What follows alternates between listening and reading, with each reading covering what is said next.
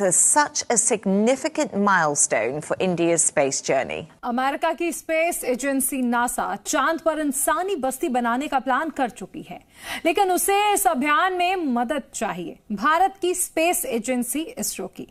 इसके लिए नासा ने बाकायदा इसरो को इनवाइट किया है। बात करेंगे यूएस इंडिया की, और अभी क्योंकि ये ताजा खबर ही मैं कहूंगा। I guess how significant is this going to be for the Indian space industry as well as the wider economy?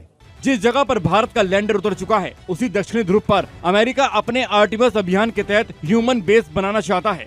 इसमें नासा ने भारतीय अंतरिक्ष एजेंसी इसरो की मदद मांगी है। पाकिस्तान जो है 23 सालों के बाद 100 सालों का हो जाएगा। ये जो मुल्क हमने बनाया था, क्या हमने भीख मांगने के लिए बनाया था? NASA can do it at $100. India is willing to do it at $50.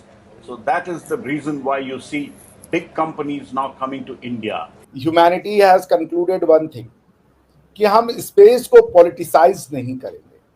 इस स्पेस का कोई पॉलिटिकल मैप नहीं होगा कि ये मेरा है वो तेरा है। ऐसा लग रहा है कि मुत्तहिदा अरब अमारात की तरफ से मक्का मुआहदे का एक रद्दअमल सामने आ रहा है कि पिछले 3 दिनों के अंदर या 5 दिनों के अंदर आप ये कह सकते हैं कि 4000 से ज्यादा पाकिस्तानी मजदूरों के वीजे कैंसिल कर दिए गए हैं मुत्तहिदा अरब अमारात की तरफ। टेक्नोलॉजी में ग्रो कर रहे हैं, क्या वजह है? हम नहीं कर रहे, उतना नहीं कर रहे जितना करना चाहिए, तो क्या वजह?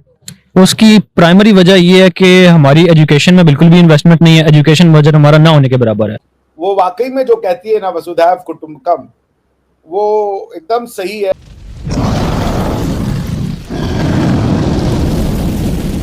हेलो दोस्तों, जय हिंद। जैसा कि आज की वीडियो क्लिप में आपने देखा, चांद पर इंसानों का स्थायी ठिकाना बनाने की तैयारी अब तेज हो गई है और इस बड़े मिशन में भारत को भी अहम भूमिका मिल सकती है। अमेरिकी अंतरिक्ष एजेंसी नासा ने भारत के इसरो को चांद के दक्षिणी ध्रुव के पास बनने वाले मून बेस प्रोजेक्ट में शामिल होने का न्योता दिया है। दरअसल पिछले सप्ताह बेंगलुरु में भारत और अमेरिका के बीच एक अहम बैठक हुई, जिसमें अंतरिक्ष क्षेत्र में सहयोग बढ़ाने पर चर्चा की गई। इसी दौरान नासा ने इसरो को अपने मून बेस कार्यक्रम में साझेदार बनाने का प्रस्ताव दिया। इस बेस का उद्देश्य चांद पर ऐसी स्थायी सुविधा तैयार करना है जहां अंतरिक्ष यात्री रह सकें, काम कर सकें और वैज्ञानिक रिसर्च कर सकें। इस मिशन को कई रोबोटिक और मानव युक्त अंतरिक्ष अभियानों के जरिए चरणबद्ध तरीके से आगे बढ़ाया जाएगा। अगर भारत और अमेरिका की यह साझेदारी आगे बढ़ती है तो चांद पर इंसानों के स्थायी भविष्य की तैयारी में इसरो की भूमिका भी बेहद महत्वपूर्ण हो सकती है। कुछ ही ऐसे देश हैं या ऐसी ह्यूमन कम्युनिटी हैं जो स्पेस एंड टेक्नोलॉजी को समझने में सक्षम है। वो बेसिकली या तो इसरो है और या तो यूरोपियंस। अमेरिकन भी बेसिकली यूरोपियन ही, नासा भी बेसिकली यूरोपियन ही है, राइट। तो या तो वो यूरोपियन एज भी यूरोपियन स्पेस एजेंसी वो उतनी एडवांस नहीं है जितनी इसरो है, दूसरी नासा है। बस यही दो हैं ही आज की डेट में, और कोई नहीं है। यूरोपियन स्पेस एजेंसी हो चाहे वो रशिया की स्पेस एजेंसी हो, कोई मैच नहीं है। There are only 2 space agencies in the world. ऐसे तो 6 कंट्री के पास स्पेस मिशन है, लेकिन जो इफेक्टिव हैं, जो सक्सेसफुल हैं, जो बहुत कुछ अचीव कर रही हैं और जो बहुत कुछ आगे अचीव करेंगी, उसमें सिर्फ 2 हैं, नासा एंड इसरो। एक समय आएगा जब लोग कहेंगे कि भाई वो इसरो का साइंटिस्ट है। जैसे वो आज वो कहते हैं मेरा एक विजन है नासा में काम करना। मैं बिल्कुल श्योर हूं कि आने वाले 5 सालों में भारत का बच्चा कहेगा, विश्व का बच्चा कहेगा कि मेरी एक इच्छा है कि मैं इसरो में साइंटिस्ट बनूं। तो ये एक मैं फिर से कह रहा हूं, सिर्फ 2 ही मेजर स्पेस एजेंसियां हैं, और एक है भारतीय इसरो, दूसरा है नासा। इवन नासा में भी बहुत हद तक भारतीय ही काम कर रहे हैं। तो स्पेस एंड टेक्नोलॉजी हर किसी के पास का नहीं होता। ये बहुत ही, जिसे कह लीजिए, रिफाइंड माइंडसेट के लोग इसको अचीव कर सकते हैं।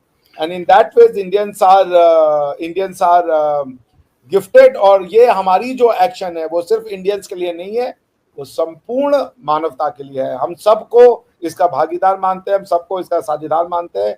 हम इसके लिए ईश्वर के ग्रेटफुल है कि हमें इतनी उन्होंने जो है वो इतने गुण हमें दिए हैं कि हम ये काम अचीव कर पा रहे। But this owes we owe it to humanity. Humanity has concluded one thing, कि हम स्पेस को पॉलिटिसाइज नहीं करेंगे। इस स्पेस का कोई पॉलिटिकल मैप नहीं होगा कि ये मेरा है वो तेरा है, जैसा हमने अर्थ पे कर दिया है। जब शुक्ला साहब ऊपर गए आईएसएस में, तो वो ह्यूमैनिटी का पार्ट थे। सिर्फ वो नहीं गए, उनके साथ 3 अलग अलग देशों के और भी एस्ट्रोनॉट गए, जो ये दिखाता है कि वो कितने मेंटली फिट थे, कितने फिजिकली फिट थे।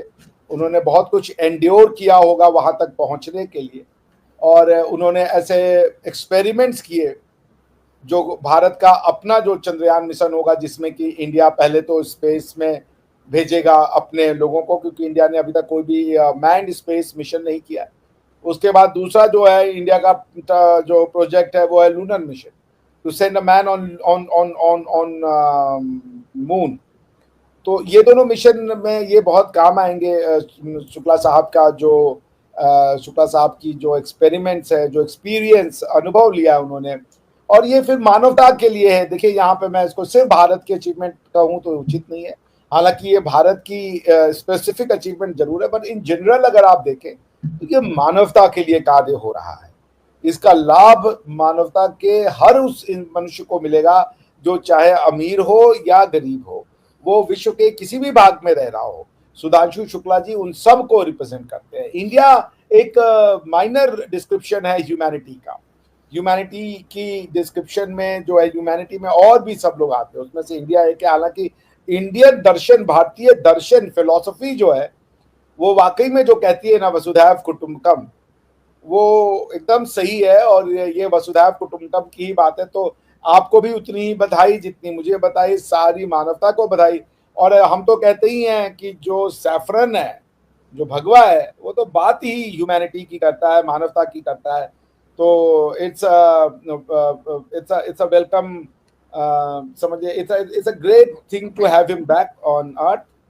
आई एम श्योर कि उनके जो एक्सपेरिमेंट्स है वो इंडिया के स्पेस मिशन को, मैन्ड स्पेस मिशन को प्लस मैन्ड लूनर मिशन में बहुत सक्सेस प्रोवाइड करेगा उनका experience. So I am looking forward to it कि we can further contribute to the cause of humanity through ISRO. जी, लेकिन सर सिर्फ हिंदुस्तान के लिए ही आप क्यों कह रहे हैं? उनका जो एक्सपेरिमेंट है वो तो, या जो उनको एक तजुर्बा रहा, वो डेफिनेटली वो तमामी कंट्रीज के लिए जो है वो फायदेमंद होगा। तमामी कंट्रीज को कुछ ना कुछ उसका बेनिफिट होगा। लोग पढ़ेंगे उनके बारे में, देखेंगे, सीखेंगे, और जो नए लोग आना चाह रहे हैं इस फील्ड में उनके लिए भी एक रास्ता उन्होंने जो है वो दिखाया है। तो आप ऐसा क्यों आपको लगता है कि सिर्फ भारत के लिए ही उन्होंने कुछ काम किया है? मेरे तो ख्याल है उन्होंने सबके लिए किया। मैंने तो बल्कि यही कहा कि वो ह्यूमैनिटी को रिप्रेजेंट करते थे। और देखिए, ह्यूमैनिटी में ईश्वर ने, गॉड ने, अल्लाह ने सबको सब चीजें नहीं दी हैं। कई लोग हैं जो पृथ्वी के ऐसे टफ टेरेन पे जीते हैं जहां जीवन बहुत दूभर है। अरबिया के लोग हैं -50 +52 डिग्री में, जहां पानी नहीं है, सिर्फ रेत ही रेत है, वहां जीवित रहते हैं।